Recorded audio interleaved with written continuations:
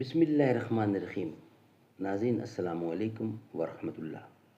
ناظرین، ہم آپ کے سامنے غزوہ احد کے شہداء، شہید ملت حضرت مصعب بن عمیر رضی اللہ عنہ کا واقعہ پیش کر رہے ہیں۔ غزوہ احد۔ نحمده ونصلي على رسوله الكريم بسم الله الرحمن الرحيم۔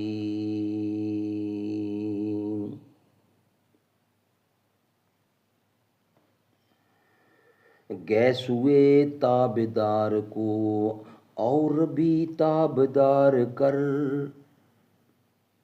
ہوش و خرد شکار کر، قلب و نظر شکار کر۔ ترکوں کا جس نے دامن ہیروں سے بھر دیا تھا، میرا وطن وہی ہے، میرا وطن وہی ہے۔ درد مندوں سے کیا پوچھوں کہ میری ابتدا کیا ہے، کہ میں اس فکر میں رہتا ہوں میری انتہا کیا ہے۔ ناظرین، حضرت مصعب بن عمیر نہایت خوبصورت اور حسین و جمیل نوجوان تھے۔ آپ کے والد کا نام عمیر تھا۔ چونکہ کھاتے پیتے اور مالدار تھے، اس لیے اپنے لاڈلے بیٹے کو اچھے سے اچھا کھلاتے، اچھے سے اچھا پہناتے، بہترین تیل اور عطر استعمال کرنے کو دیتے۔ جس وقت مصعب بن عمیر زرق برق لباس میں عطر اور تیل لگائے ہوئے کسی طرف نکلتے تو راستے مہک جاتے، یعنی راستہ مہک جاتا اور لوگ آپ کو دیر تک دیکھتے رہتے۔ گھر گھر ان کے حسن و جمال کا چرچا تھا کہ مصعب بن عمیر کو ان کے ماں باپ کس لاڈ پیار سے پال رہے تھے۔ حضور سرور عالم صلی اللہ علیہ وسلم بھی جب ان کا تذکرہ کرتے تو فرماتے، سبحان اللہ سبحان اللہ، مکے میں مصعب سے زیادہ کوئی حسین نہیں، مکے میں مصعب سے زیادہ کوئی حسین نہیں، مصعب سے زیادہ کوئی کھاتا پیتا اور اچھا کپڑا پہننے والا نہیں، اور ان سے زیادہ لاڈ پیار سے کوئی نہیں پالا گیا۔ اس خوبصورتی کے ساتھ مالدار باپ کے شوقین بیٹے ہونے کی وجہ سے ہر چھوٹا بڑا بڑی قدر کی نگاہوں سے دیکھتا۔ مسلمان ہوئے تو اسلام میں بھی اللہ تعالیٰ نے ان کا مرتبہ بہت بلند کیا، لیکن اسلام میں ان کے حسن و جمال، زیب و زینت اور مال کی وجہ سے بڑائی حاصل نہیں ہوئی، بلکہ ان اکرمکم عند اللہ اتقاکم کی بنیاد پر اسلام قبول کرنے کے بعد جو تکلیفیں اور مصیبتیں آپ پر پڑیں، ان کی وجہ سے سارا حسن ختم ہو گیا اور آپ ماں باپ کے اس لاڈ پیار سے بھی محروم ہو گئے جو اس سے پہلے حاصل تھا۔ اسلام میں آپ کا مرتبہ آپ کی ان خوبیوں کی بنا پر اونچا ہوا جو اللہ اور اللہ کا رسول چاہتا ہے۔ مصعب بن عمیر نے اللہ اور رسول کی مرضی حاصل کرنے کی دھن میں نہ تو اچھے کھانے کی پرواہ کی، نہ اچھا پہننے کی، اور نہ عطر و تیل کی، جن کی بدولت ان کے حسن میں 4 چاند لگ جاتے تھے۔ اللہ کے نزدیک بزرگ وہ ہے جو تقوی اور پرہیزگاری میں سب سے زیادہ، سبحان اللہ سبحان اللہ، جن کی بدولت ان کے حسن میں 4 چاند لگ جاتے تھے۔ دعوت و تبلیغ کا کام کرنے والوں کے لیے ان کی زندگی میں بڑے سبق ہیں۔ حضرت مصعب بن عمیر رضی اللہ اس آزمائش کے دور میں مسلمان ہوئے جب اسلام کا نام لینے والے کی زندگی دوہ بھر کر دی جاتی تھی، انہیں گھر سے بے گھر کر دیا جاتا تھا، ان سے کلام و سلام بند کر دیا جاتا تھا، ان کا سماجی بائیکاٹ کر دیا جاتا تھا، ان پر بے پناہ مظالم توڑے جاتے تھے۔ اس ناز کے پالے نے اس سخت وقت میں اسلام قبول کیا جب ایک مومن کو اسلام قبول کرنے کے جرم میں بھوک اور پیاس کی صعوبتوں میں مبتلا کر دیا جاتا، قید کر کے اندھیری کوٹھڑی میں ٹھونس دیا جاتا تھا۔ کچھ ایسے بھی ظالم تھے جن کے دل کی بھڑاس اس اتنے پر بھی نہ نکلتی تو وہ غضبناک ہو کر جان سے بھی مار دیتے، اور کچھ ایسے بھی تھے جو طرح طرح کے ظلم ایجاد کر کے مظلوم کے تڑپنے کا مزہ لیتے۔ عرب کی جلتی ریت پر دوپہر کے وقت لٹا کر سینے پر بھاری پتھر رکھ دینا اور جلتے ہوئے کوئلوں پر لٹا کر بے بسوں کو تڑپتے دیکھنا روز کی بات تھی۔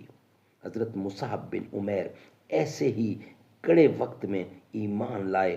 ایک کافر نے ایک دن نماز پڑھتے دیکھ لیا تو ماں باپ کو خبر کر دی۔ سبحان اللہ، سبحان اللہ۔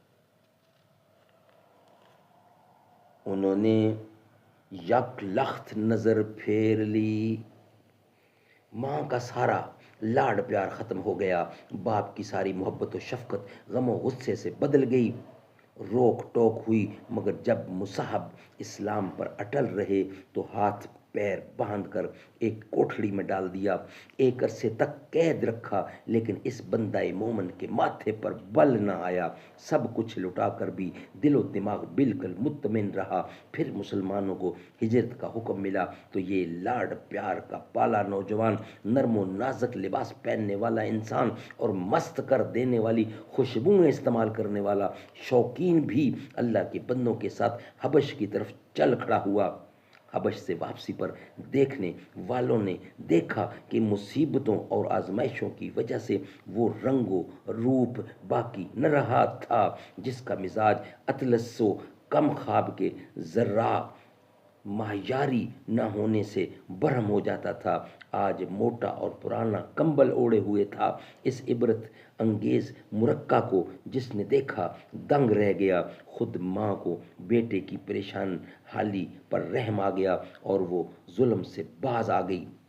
اسی زمانے میں ایک بار حضور کی خدمت میں اس شان سے حاضر ہوئے کہ بدن پر 70 پوشی کے لیے صرف کھال کا ایک ٹکڑا تھا جس میں جا بجا پیوند لگے ہوئے تھے۔ صحابہ کرام نے دیکھا تو سب نے عبرت سے گردنیں جھکا لیں۔ سبحان اللہ، سبحان اللہ۔ حضور سرور عالم صلی اللہ علیہ وسلم نے فرمایا، الحمدللہ اب دنیا اور دنیا والوں کی حالت بدل جانا چاہیے۔ یہ وہ نوجوان ہے جس سے زیادہ مکہ میں کوئی ناز کا پالا نہیں، لیکن نیکی کی رغبت اور خدا اور رسول کی محبت نے اس کو تمام چیزوں سے بے نیاز کر دیا۔ اس درمیان میں مدینہ منورہ کے بہت سے لوگوں نے اسلام قبول کر لیا تھا۔ انہوں نے رسول خدا سے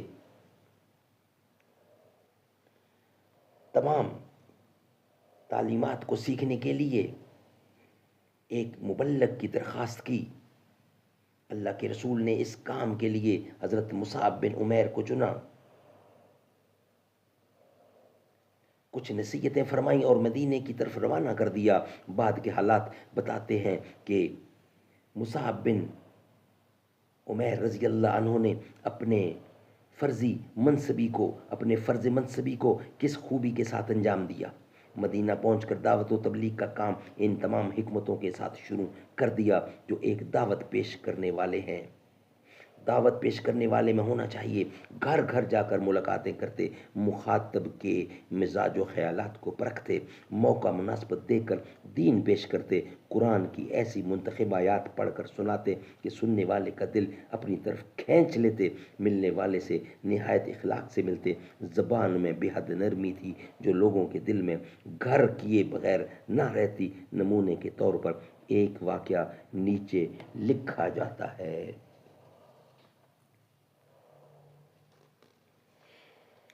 سبحان اللہ۔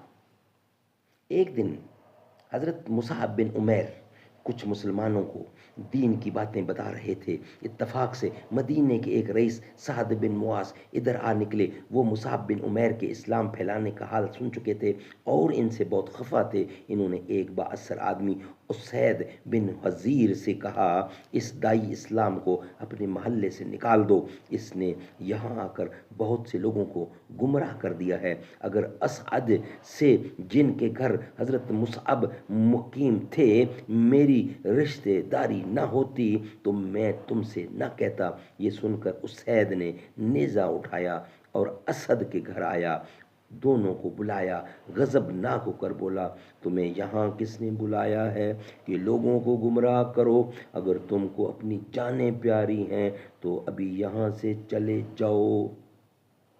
یہ سن کر حضرت مصعب نے نرمی سے جواب دیا، بیٹھ کر ہماری باتیں سنو، اگر پسند آئیں تو قبول کرو ورنہ ہم خود چلے جائیں گے۔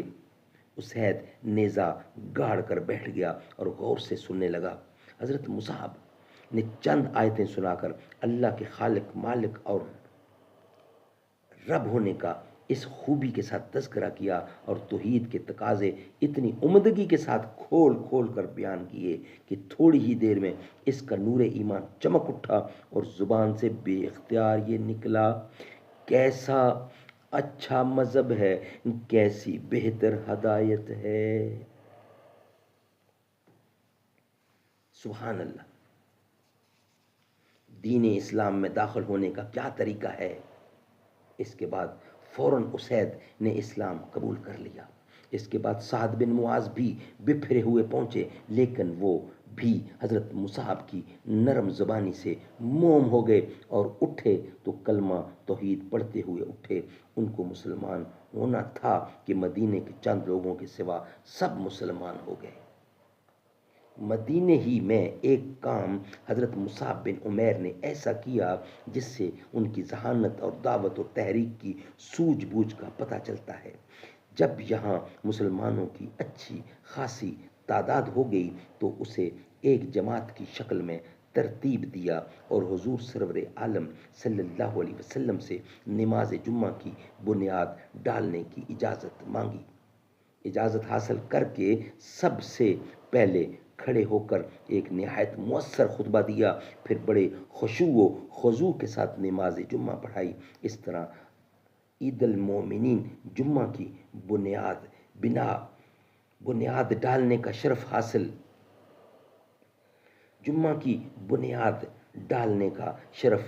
حضرت مصعب بن عمیر کو حاصل ہوا۔ سچ ہے اللہ تعالیٰ جس سے خوش ہوتا ہے اس سے ایسے ہی مبارک کام لیتا ہے۔ مدینے میں اللہ تعالیٰ نے حضرت مصعب کو جو کامیابی عطا فرمائی اس کا حال رسول خدا کو معلوم ہوتا رہتا تھا۔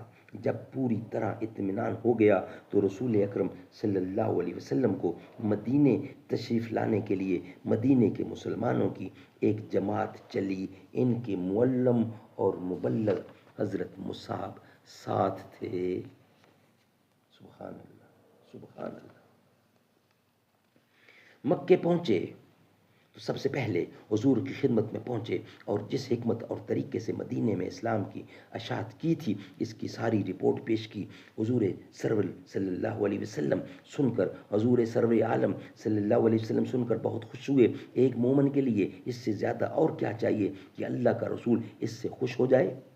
حضرت مصعب کی ماں نے سنا کہ بیٹا ایک مدت کے بعد آیا ہے اور گھر آنے سے پہلے دوسری جگہ ٹھہرا ہے تو ناراض ہو کر کہلا بھیجا، تو کیسا بیٹا ہے کہ ایسے شہر میں آئے جس میں ہوں اور تو مجھے پہلے ملنے نہ آئے۔